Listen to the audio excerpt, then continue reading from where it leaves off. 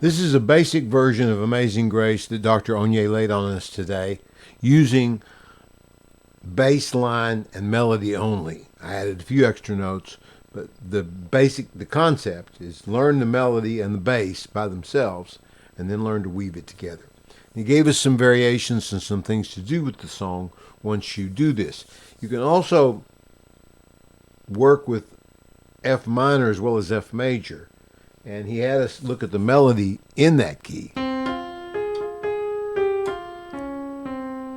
So basically, I'm playing the same shape, the same notes, etc., except I'm changing the relevant notes, third and the sixth in this case, to the ones that they would as they would exist in F natural minor.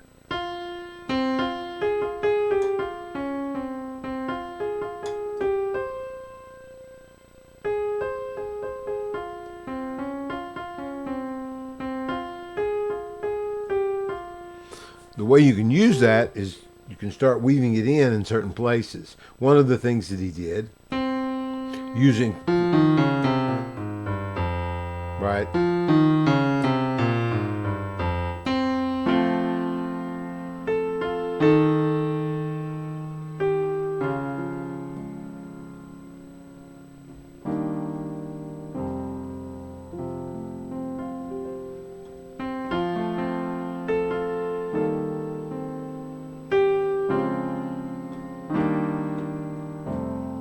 it's gorgeous. Another thing you can do using, that's pulling from F minor, right? Here's another thing.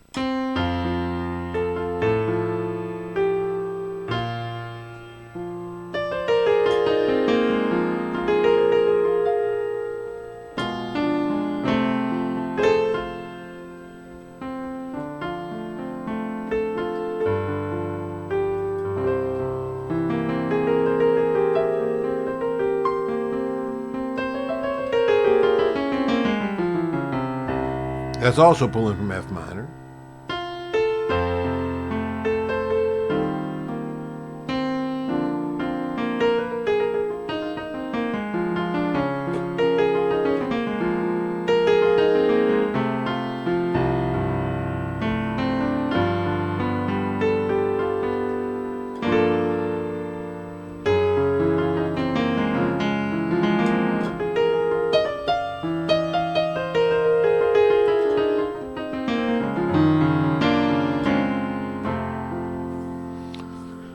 Now this is not coming from F minor, this is to the tritone of the 5, but it gives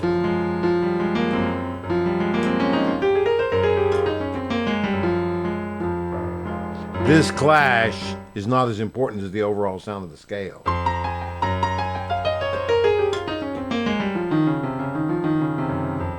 And the harmonic minor sounds good too.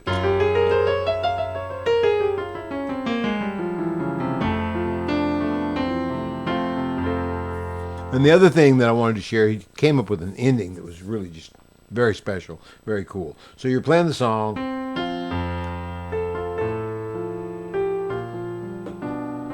That progression is the first phrase. 1, 3, 4, sharp 4, 5. And this is, if you listen to much music at all, you know this is common. Right? That's tons of songs that use that. And then this is a variation on it. This is the third phrase of the song.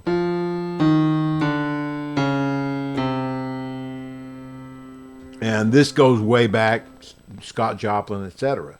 So, and that they both work for the Amazing Grace, how sweet the sound, that part of the song.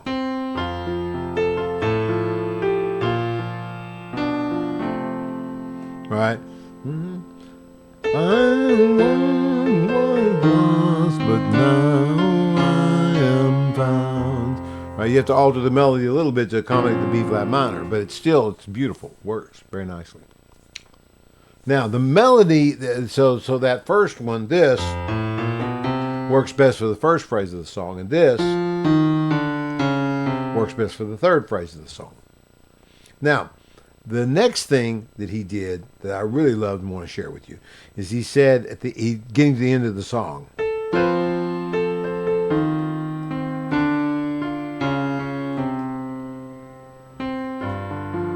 watch. Instead Instead of going to C here, I'm going to E minor.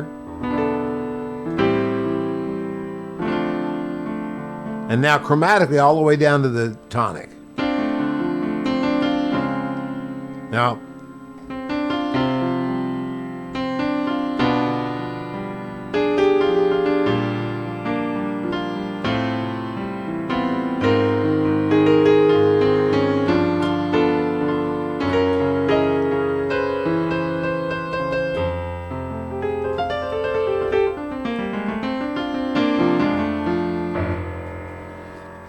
this is just wonderful. It allows you to stretch the ending out. So you've got was blind, but no. Now the nice thing about this is that there's all kinds of things you could do. You could do this, right, which really takes you out of the key a little bit. You could also say half diminished. Either one works. Right? Or, so I said E minor, A minor, D minor. You could do that. You could say E half diminished, A altered, D minor. Now here, I'm playing a diminished chord. You could play A dominant. You could play D flat major, which I did before, right?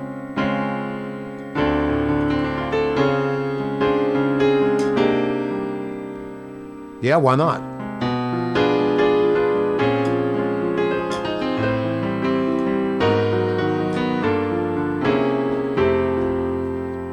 The quality of these chords is wide open. So, you know, okay, so what happens if I say this? All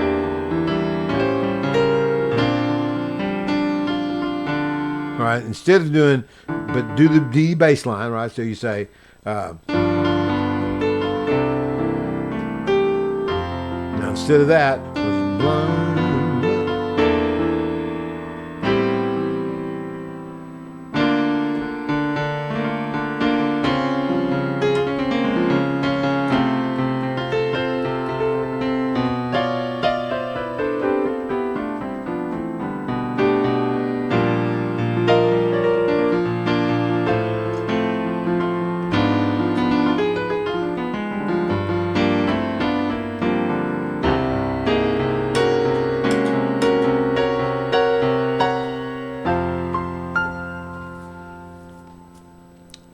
Fantastic lesson from Dr. Onye.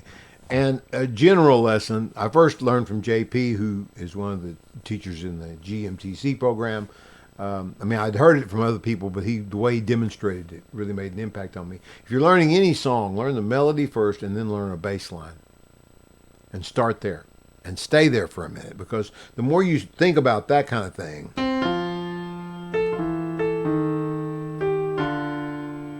what's that mean?